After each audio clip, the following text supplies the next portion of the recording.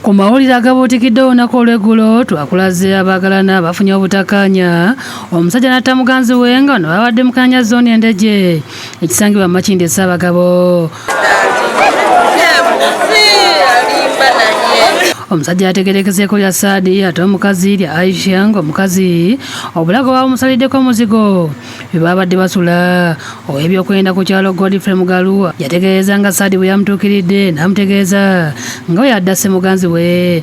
N'aŋŋamba nti twalwanye n'omukazi ekiro n'omukazi ne mutta yanfumise akambe ze ne mala ne mutta ne mugamba ddala wamuse nti mufu mwali koze omulambo guli wanti mweguli mu nnyumba. Yategeekese nti omuwala yabadde asiika bumpwankimpanki akawungeezi nga yalabirira omuvubuka kyokka ne bafuna obutakkaanya omukazi n'asaba omuvubuka baawukane nga wandiba nga yewavudde obuzibu. Nti famire y'omukyala yabadde ayagala kujjawo muwala waabwe bamutwale mbu ng'akasajja kaavu. Abavubuka oluusi balina bye bakozesa banywa ebiragalagalagala bingi.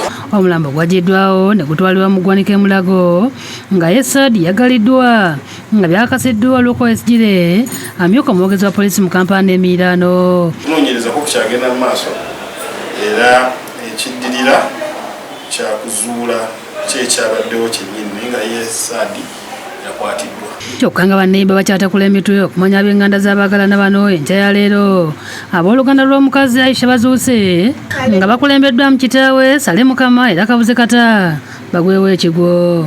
Yalemesa omuwala wange okusoma nadduka n'amulemesa okusoma ne bavaayo eyo n'amuwa olubuto n'amuzaalamu omwana.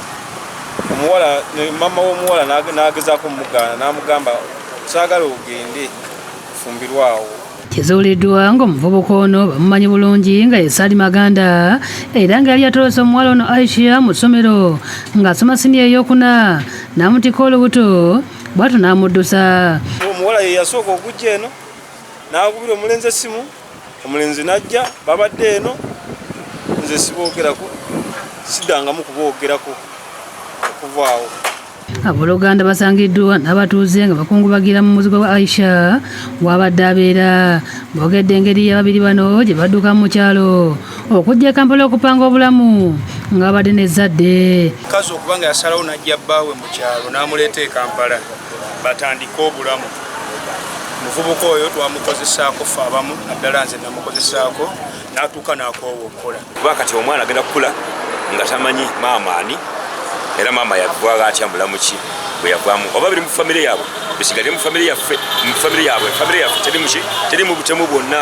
Kigambibwa nti Maganda okuva lwe yajja e Kampala abadde tatereera ku mirimu era yatandika okubeera awaka nga mwawulira obusungu olw'abazadde ba Aisha abaali batayagala amuwase. N'abadde abeera awaka omukazi akeera n'ayiiya kawungeezi n'ajja ku kikusi n'akola n'alabirira omwami we nekyatuwadde encukwe y'amaanyi ku makya saawa nga nnya nga batugamba nti yerese kwero si yasse mukazi we.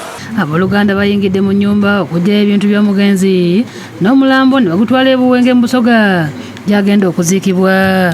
Yudaya Namyalo yakusakidde eggulu eno ku Lwabukedde TV.